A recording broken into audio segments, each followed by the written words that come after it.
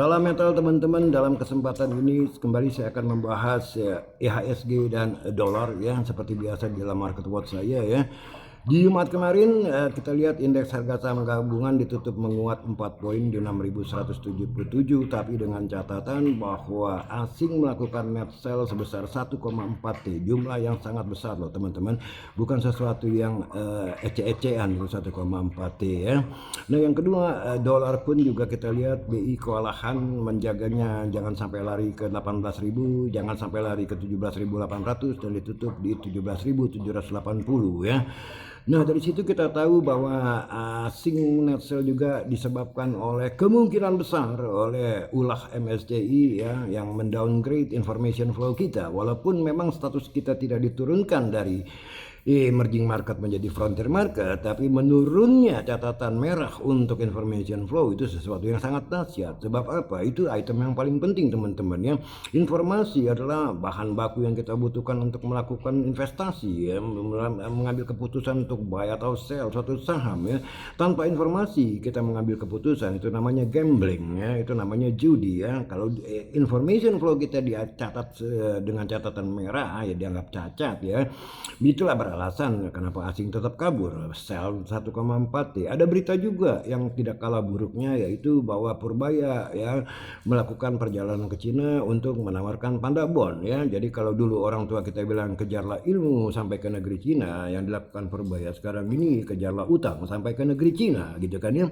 Pertanyaannya, apakah Purbaya akan berhasil? Menurut saya tidak ya. Sebab apa? Sebab kalau memang berhasil, Purbaya pasti sudah pakai speaker tua dari Cina sana untuk teriak-teriak saya jago, saya hebat gitu loh. Itu saya tidak dengar. Yang saya dengar adalah AIIB, Asian Infrastructure Investment Fund, itu bank, itu memang benar menawarkan proyek 17 miliar, tapi itu proyek infrastruktur, bukan berupa cash ya, yang ujung-ujungnya kita harus bayar juga kepada Cina yang menjual barang-barangnya atau bahan-bahan konstruksinya di sini ya, dan melakukan pekerjaannya. Ada proyeknya di sini seperti WUS misalnya. Itu bukan berita bagus ya. Dan berita utang selanjutnya datang dari Danantara yang kabarnya berhasil menerbitkan obligasi di New York dalam bentuk dolar dengan yield 5,95% dengan yield 5,9% dengan jumlah 1,5 miliar dolar. Yaitu pun saya tidak terlalu percaya, karena Infobank menanggapinya dengan istilahnya round tripping ya. Kalau saya menanggapinya dengan private placement, artinya apa? Bahwa Danantara mengeluarkan bond, yang beli siapa ya Danantara sendiri gitu ya.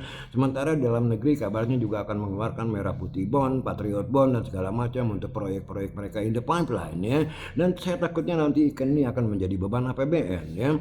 Nah indikasi yang kita bisa ambil dari Purbaya pergi ke Cina itu menawarkan panda bond ya, itu juga indikasi yang buruk. Artinya ekonomi kita tidak baik-baik saja kalau kita masih mencari utang, apalagi sampai ke negeri Cina gitu kan. Tidak seperti statement-statement yang diberikan oleh Purbaya bahwa ekonomi kita baik-baik saja ya, angka pertumbuhan kita mungkin bisa mencapai 6%, 6,5%, nanti 7%, 8%.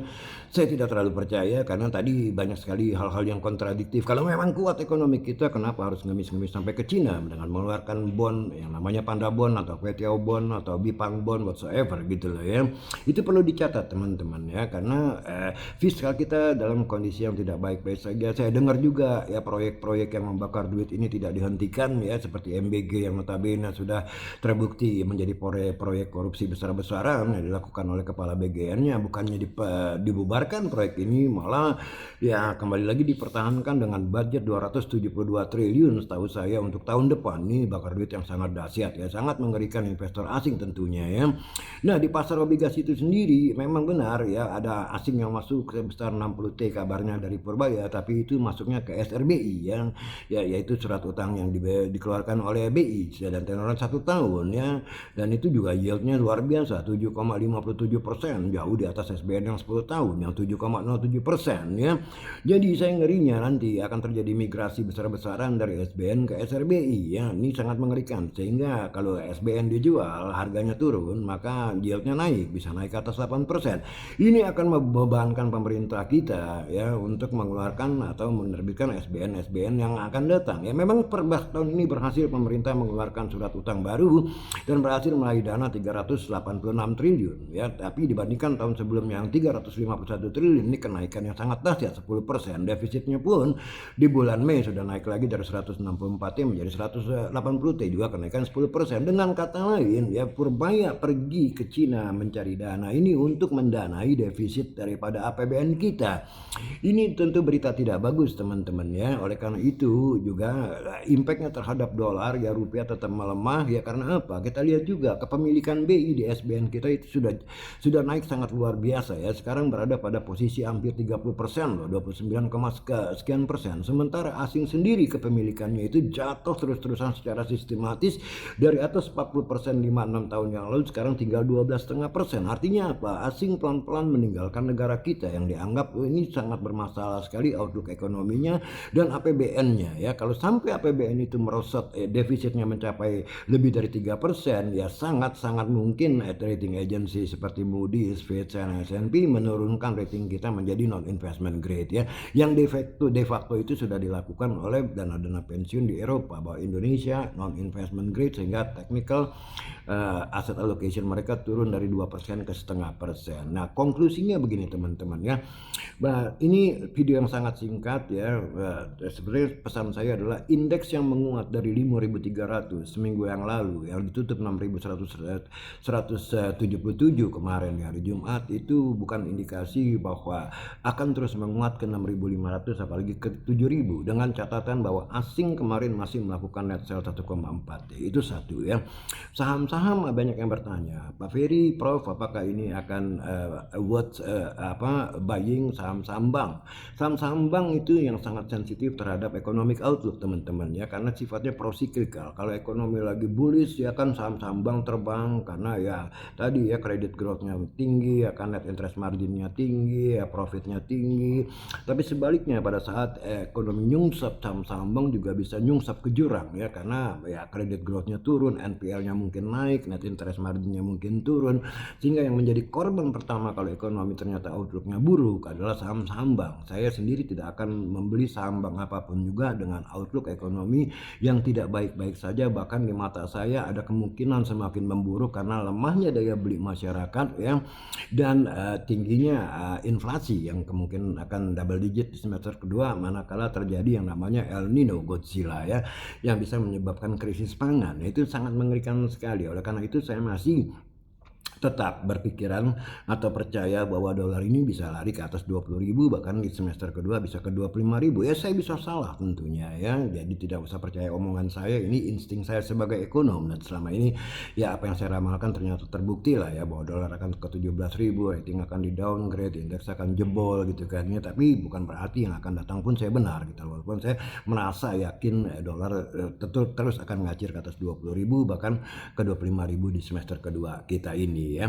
Nah selebihnya teman-teman ya kan, kalau ditanya sama saya, teman-teman yang bertanya kepada saya main saham apa sih sekarang ini dalam kondisi seperti ini, ya saya terus terang aja saya tetap mengumpulkan saham Goto ya, karena saham Goto ini menurut saya udah terlalu rendah di angka 50. Itu pun jatuh karena akibat Perpres ya, yang menyatakan bahwa commission fee dari 20% dipotong ke 8%. Ya menurut saya itu belum bisa dilaksanakan ya, karena bukunya Goto juga boleh dibilang belum balik modal ya. Setelah 10 tahun bakar duit, baru di kuartal pertama itu mereka mendapatkan net profit yang hijau sampai bottom line ya, net income-nya ya. Jadi masih a long way to go lah ya.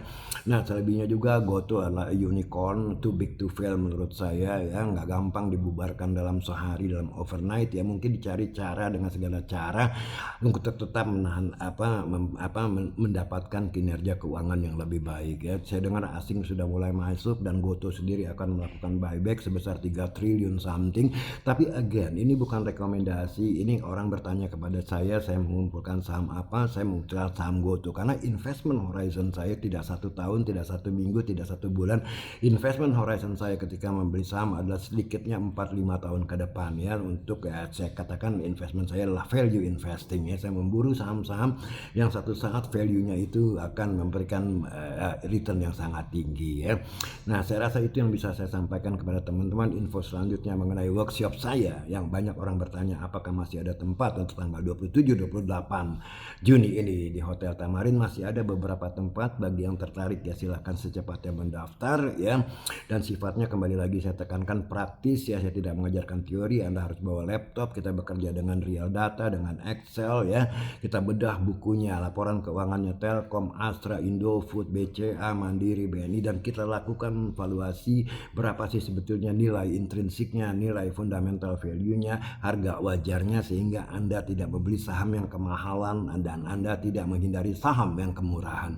Jadi itulah yang saya bisa berikan di dalam episode hari ini ya teman-teman dalam Market Watch ya. Saya rasa demikian dan terima kasih teman-teman untuk subscribe and like-nya. Ciao, salam metal.